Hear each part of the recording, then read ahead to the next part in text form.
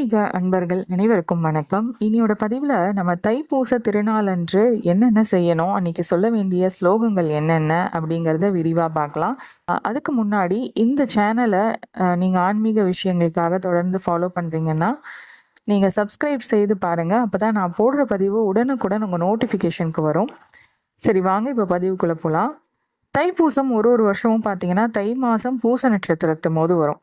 பௌர்ணமி முன்ன பின்ன வரலாம், அன்னைக்கும் வரலாம், இல்லை அதுக்கு அடுத்த நாள் அந்த மாதிரி வரலாம். இந்த வருஷம் பார்த்திங்கன்னா பிப்ரவரி மாதம் 11ஆம் தேதி செவ்வாய்க்கிழமை தைப்பூசம் வருது.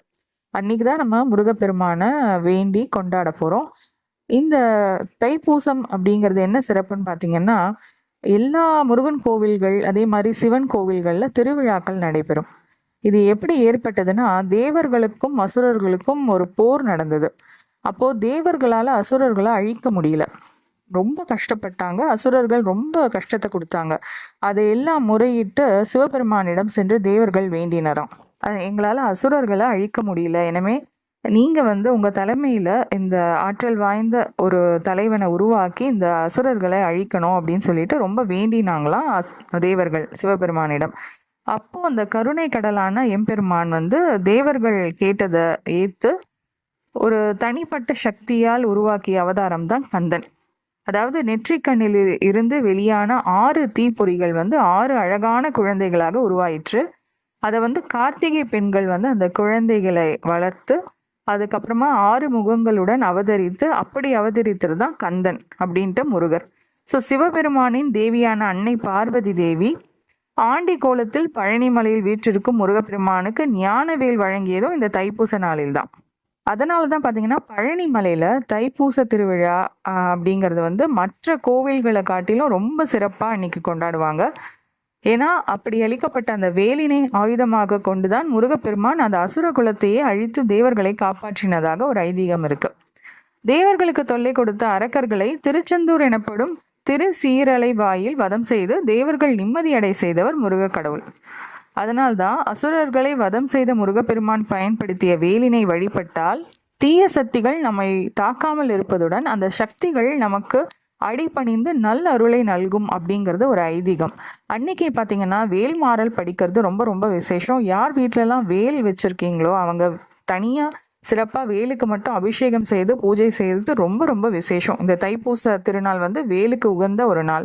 அதே மாதிரி கந்த சஷ்டி கவசம், கந்த குரு கவசம், முன்ன சொல்லது போலவே வேல் மாறல், இது எல்லாமே அன்னைக்கு பாராயணம் செய்யறது ரொம்ப ரொம்ப விசேஷம். முடிஞ்சவங்க விரதம் ஃபுல்லாகவே இருக்கலாம். வெறும் பால் பழம் மட்டும் எடுத்துட்டு தைப்பூச திருநாள் அன்று நான் சொல்லக்கூடிய இந்த ஸ்லோகம், அப்புறம் உங்களுக்கு என்னென்ன ஸ்லோகங்கள் தெரியுதோ அது எல்லாத்தையும் பாராயணம் செஞ்சு பக்கத்தில் இருக்கிற கோவிலில் போயிட்டு சிறப்பு வழிபாடு செஞ்சுட்டு வரலாம். சரி, வாங்க இப்போ இது என்ன ஸ்லோகம் அப்படிங்கிறத நம்ம பார்க்கலாம். இப்போ நான் சொல்லக்கூடிய ஸ்லோகம் டிஸ்கிரிப்ஷன் பாக்ஸ்லேயும் கொடுத்துருக்கேன். அதில் போய் பார்த்தீங்கன்னா உங்களுக்கு தெளிவாக புரியும். சரவண மந்திராட்ச ஷட்க ஸ்தோத்திரம் இதற்கு பெயர். பவாய பர்காய பவாத்மஜாய பஸ்மாய மானாத் புத விக்கிரகாய பக்தேஷ்ட காமப்பிரத கல்பகாய பகார ரூபாய நமோ குஹாய. மறுபடியும் சொல்கிறேன். பவாய பர்காய பவாத்மஜாய பஸ்மாய மானாத் புஜ விக்கிரகாய பக்தேஷ்ட காமப்பிரத கல்பகாய வகார ரூபாய நமோ குஹாய. இது ரொம்ப சக்தி வாய்ந்த பலம் தரும் இந்த மந்திரம் தைப்பூசம், தை கிருத்திகை, சஷ்டி எல்லா நாளும், செவ்வாய்க்கிழமை, இது எல்லாமே முருகப்பெருமானின் உடைய உகந்த நாட்கள். இந்த திதிகளில் நம்ம சொல்லி வந்தோன்னா நம்ம நினச்சது நிறைவேறும். வாழ்க்கையில் எந்தவித தடைகள் தோஷங்கள் எது இருந்தாலும் அது விலகும், செல்வம் பெருகும், பலம் உண்டாகும், வாழ்க்கை நிலை உயரும், திருமண பாகியம், குழந்தை பாகியம், அதே மாதிரி நோய் பகை வறுமையிலிருந்து விடுதலை, இது எல்லாமே கிடைக்கும். பில்லி சூன்யம் ஏவல் போன்ற தீய சக்திகளும் நம்மை நெருங்காது.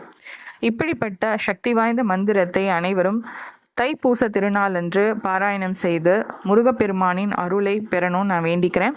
இந்த பதிவு பிடிச்சிருந்ததுன்னா லைக் பட்டனை ப்ரெஸ் பண்ணிவிட்டு உங்கள் ஃப்ரெண்ட்ஸ்க்கும் இந்த பதிவை ஷேர் பண்ணி விடுங்க. இந்த மாதிரி ஆன்மீக விஷயங்களுக்காக இந்த சேனலை சப்ஸ்கிரைப் பண்ணி பாருங்கள். இன்னொரு பதிவில் உங்கள் அனைவரையும் சந்திக்கிறேன். நன்றி, வணக்கம்.